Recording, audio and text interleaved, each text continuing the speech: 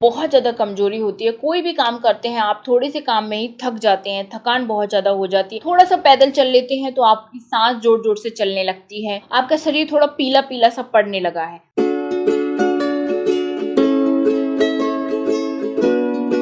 Hello family, नमस्कार। कैसे हैं आप सब? आई होप सब लोग बहुत अच्छे होंगे। मैं ऋषु एक बार फिर से आप सबका स्वागत करती हूँ आज के इस नए वीडियो में। आज के वीडियो का टॉपिक होने वाला है कि कुछ ऐसे संकेत जो बताते हैं कि गर्भ में आपका बच्चा बेहद कमजोर है। वो कौन से ऐसे लक्षण हैं जिनको आपको जरूर जानना चाहिए। अगर आप इन लक्षणों को समय पर जान लेती हैं तो आप तुरंत डॉक्टर से संपर्क कर सकती हैं और आने वाली कॉम्प्लिकेशन से बच सकती हैं। तो वो कौन से ऐसे लक्षण है, चलिए जानते हैं। उससे पहले एक छोटी सी रिक्वेस्ट है, चैनल को जरूर सब्सक्राइब कीजिएगा। ये बिल्कुल फ्री है, आपको इसमें कोई भी पैसा टैक्स वगैरह नहीं देना है और आपको फ्री में डेली इस तरीके की प्रेगनेंसी से जुड़ी हुई इन्फॉर्मेशन मिलती रहेंगी। तो चलिए फिर स्टार्ट करते हैं आज का वीडियो। जैसे कि फ्रेंड्स, आप सबको तो पता ही है कि प्रेगनेंसी का जो टाइम होता है बहुत ज्यादा नाजुक होता है। इस टाइम आपके शरीर में जो भी संकेत होते हैं उनको बारीकी से समझना होता है, बारीकी से उन पर ध्यान देना होता है कि क्या ठीक है और क्या ठीक नहीं है, क्योंकि ये जरूरी होता है प्रेगनेंसी में किसी भी तरीके के कॉम्प्लिकेशन से बचने के लिए और बच्चे की सेफ डिलीवरी के लिए। तो कुछ ऐसे संकेत जो आपके शरीर में अगर नजर आ रहे हैं तो इसका मतलब है कि गर्भ में बच्चा कमजोर है, आपको तुरंत डॉक्टर से मिलना चाहिए। सबसे पहली चीज है बहुत ज्यादा उल्टियां होना। जैसे कि जब वो सुबह से उठती हैं तो उनको जी मितलाने जैसा लगने लगता है। कई महिलाओं को उल्टी हो भी जाती है, चक्कर आते हैं, घबराहट सी महसूस होती है। तो ये होना भी प्रेगनेंसी में जरूरी है। ये संकेत देता है कि गर्भ में बच्चा अच्छे तरीके से ग्रो अप हो रहा है, मतलब अच्छे तरीके से बच्चा ग्रो कर रहा है। लेकिन ये एक हद तक ही नॉर्मल होती है, लेकिन अगर ये हद से ज्यादा बढ़ जाती है तो ये फिर बच्चे के लिए सही नहीं है। अगर आपको भी प्रेगनेंसी में बहुत ज़्यादा उल्टियां हो रही हैं, बहुत ज़्यादा चक्कर आते हैं आपको, तो फिर इस बात पर आपको ध्यान देना चाहिए। अगर आपको दिन भर में 8 से 10 बार तक उल्टियां हो जाती हैं तो ये फिर दिक्कत वाली बात हो सकती है। अगर आपको प्रेगनेंसी में ज़्यादा उल्टियां होती हैं, आप कुछ खाते पीते नहीं हैं, आपको पानी की कमी हो सकती है, साथ में बच्चे तक न्यूट्रिशन भी नहीं पहुँचेंगे। इसलिए इन वजहों से गर्भ में बच्चा कमज़ोर हो जाता है, मतलब गर्भ में बच्चे के विकास पर फर्क पड़ता है।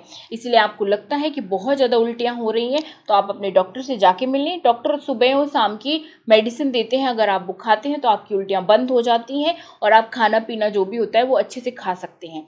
लेकिन जब भी आपको उल्टियां होती हैं तो कोशिश करनी चाहिए आपको ज़्यादा से ज़्यादा लिक्विड लेना चाहिए। आप जूस लीजिए, आप नींबू पानी लीजिए, आप नारियल पानी ज़्यादा लीजिए खाली पेट, और साथ में जो खट्टी चीज़ें होती हैं उनका भी सेवन आप ज़्यादा कीजिए जिनमें सिट्रिक एसिड पाया जाता है। जैसे कि नींबू है, ऑरेंज का जूस है, मौसम्मी का जूस है, कीवी है, ये सारी चीजें आप अपनी डाइट में इंक्लूड कीजिए। इनका आप जूस भी पी सकते हैं, इनको ऐसे ही आप ले सकते हैं। साथ में दही है, इनसे क्या होता है ये आपकी हेल्थ के लिए तो अच्छी होती हैं, साथ में आपकी उल्टी की समस्या को भी कम करती हैं। लेकिन अपने डॉक्टर से जरूर मिलें जब आपको बहुत ज्यादा उल्टियां आने की शिकायत है। तो दूसरी चीज है, जैसे कि फ्रेंड्स आप प्रेग्नेंट होते हैं तो डॉक्टर एक अल्ट्रासाउंड करती है 8 to 10 वीक के बीच में।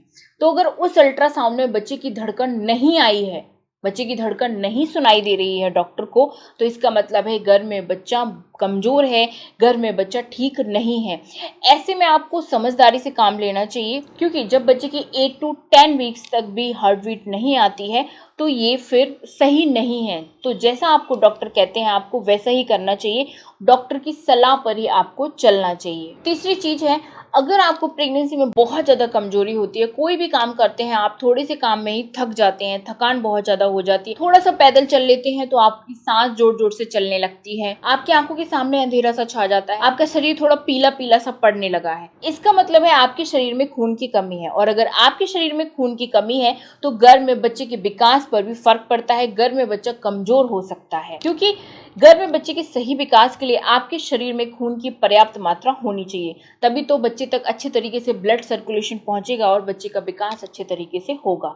नहीं तो बच्चा गर्भ में कमजोर रह जाएगा। इसीलिए अगर आपको इस तरीके के लक्षण महसूस हो, बहुत ज़्यादा थकान, कमजोरी हो, आंखों के सामने अंधेरा छा जाए, आप हमेशा थके थके रहते हो, तो फिर आपको एक बार अपना HB टेस्ट करा लेना चाहिए। और अगर कम होता है तो डॉक्टर की सलाह लें। और भी HB बढ़ाने के टिप्स मैंने शेयर किए हुए हैं चैनल पे, उनको आप फॉलो करें तो जल्द से जल्द आपका खून बढ़ने लगेगा और गर्भ में बच्चे का विकास भी सही होने लगेगा। इसके बाद चौथी चीज है, वजन आपका बढ़ नहीं रहा है, उल्टा कम होता जा रहा है, तो इसका मतलब भी हो सकता है कि गर्भ में बच्चा कमजोर है। अब एक इम्पोर्टेंट चीज, जैसे कि अगर आपका 1 से 3 महीने वजन थोड़ा कम हो गया है, 2-3 किलो कम हो गया है, तो आपको घबराने की बिल्कुल भी जरूरत नहीं। लेकिन आपका सेकंड ट्राइमेस्टर स्टार्ट हो गया है, मतलब चौथा महीना स्टार्ट हो गया है, और चौथे 5वें महीने में भी आपका वजन अब बढ़ नहीं रहा है और कम होता जा रहा है, तो फिर ये टेंशन वाली बात हो सकती है, क्योंकि चौथे महीने से आपका वजन बढ़ना शुरू हो जाना चाहिए। क्योंकि जब आपका वजन बढ़ता है तो मतलब आपका बच्चा भी गर्भ में अच्छे तरीके से विकास कर रहा है,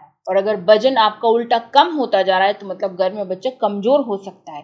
इस कंडीशन में आप डॉक्टर से मिलें, डॉक्टर से सलाह लें। डॉक्टर आपका अल्ट्रासाउंड करेगी, पता लगाएगी गर्भ में बच्चा कैसा है, कमजोर तो नहीं है, गर्भ में बच्चे का वजन कितना है। तो आप एक बार अपने डॉक्टर से सलाह जरूर लें कि मेरा वजन क्यों नहीं बढ़ रहा है। 5वीं चीज है इसके बाद कि पेट कम दिखना। अब जैसे कि प्रेगनेंसी के 5वें महीने से पेट निकलना नॉर्मली स्टार्ट हो जाता है, लेकिन अगर आपका पेट 6वें महीने की शुरुआत में भी नजर नहीं आ रहा है तो फिर आपको अपने डॉक्टर से जरूर मिल लेना चाहिए। हो सकता है गर्भ में आपका बच्चा कमजोर हो। इसके बाद लास्ट 6वीं चीज है, जैसे कि डॉक्टर आपका बार बार अल्ट्रासाउंड करते हैं और हर अल्ट्रासाउंड में बच्चे का वजन कम आ रहा है, तो ये डेंजर हो सकता है। डिलीवरी में तो प्रॉब्लम खड़ी हो ही सकती है और साथ में कॉम्प्लिकेशन भी पैदा हो सकते हैं। इसीलिए आपको अपने डॉक्टर से सलाह लेना चाहिए। डॉक्टर जैसा बोलते हैं आपको वैसा करना चाहिए। अच्छी डाइट पर फोकस करना चाहिए। प्रेगनेंसी में अपनी फिजिकल एक्टिविटी पर भी ध्यान देना चाहिए, और डॉक्टर जो मेडिसिन देते हैं कैल्शियम आयरन की, उनको भी आपको प्रॉपर टाइम टेबल लेना चाहिए। ठीक है फ्रेंड्स, क्योंकि वो मेडिसिन आपके गर्भ में बच्चे के विकास के लिए, बच्चे के वजन के लिए बहुत ज़्यादा जरूरी होती हैं। सो आई होप ये सारी चीज़ें आपको समझ में आ गई होंगी, और ऐसा कुछ आपके साथ होता है तो आप पक्का डॉक्टर से मिलने वाले हैं और डॉक्टर से क्लियरली पूछने वाले हैं कि ऐसा क्यों है। तो चलिए मिलते हो आप सबसे अगले वीडियो में। तब तक अपना ध्यान रखें, ऐसे ही देखते रहें रेशू ब्लॉग यूट्यूब चैनल। ढेर सारा प्यार दीजिए, चैनल को सब्सक्राइब कीजिए और इस वीडियो को ज़्यादा से ज़्यादा शेयर कीजिए। Bye bye, thank you.